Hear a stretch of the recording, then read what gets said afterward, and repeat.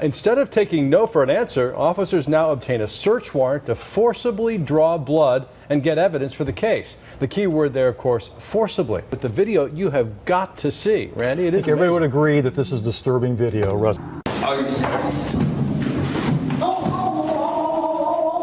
never been raped by rape. This is so unnecessary. No!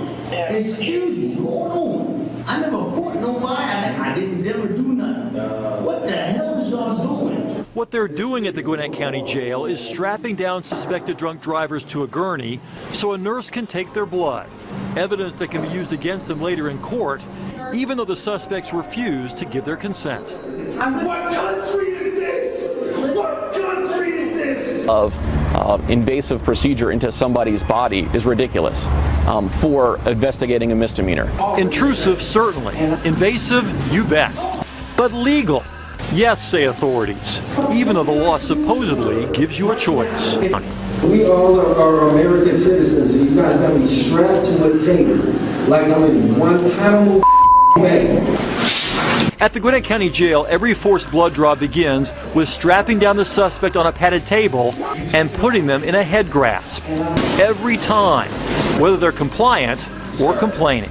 We can't take the chance that you're not going to lose your emotional control during a situation that is so sensitive. And it's not just male DUI suspects. This woman eventually pled no contest. Another is still waiting for her day in court. Both showed no resistance, but deputies still strapped them down. Is there any concern that this just doesn't look good? You know, I understand perception, but the reality of that perception is we work in an environment to where experience has shown us that you can play Russian roulette if you want to, but it's going to catch up to you. Told me I'm arrested. They're taking my blood without my consent. Michael Chaworski's only DUI arrest turned into the worst night of his life. He's yet to go to trial and says he's not guilty. I'm not fighting you, dude. Don't push me too hard. I'm not fighting you.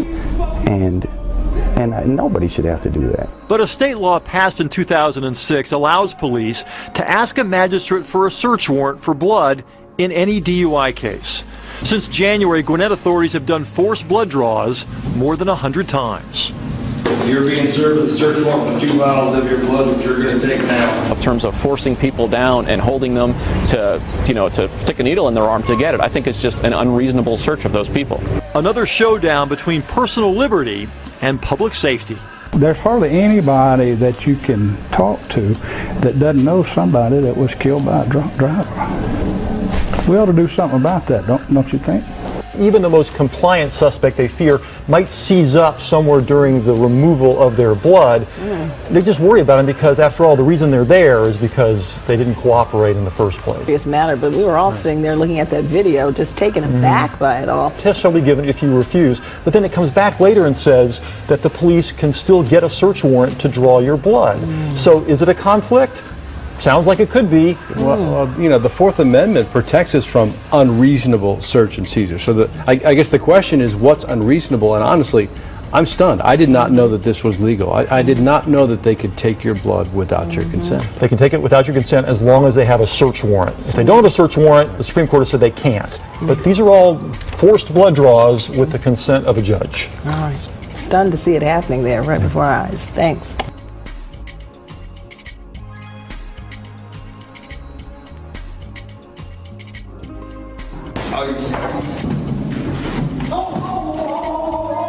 I've never been raped by rape. This is so unnecessary. What country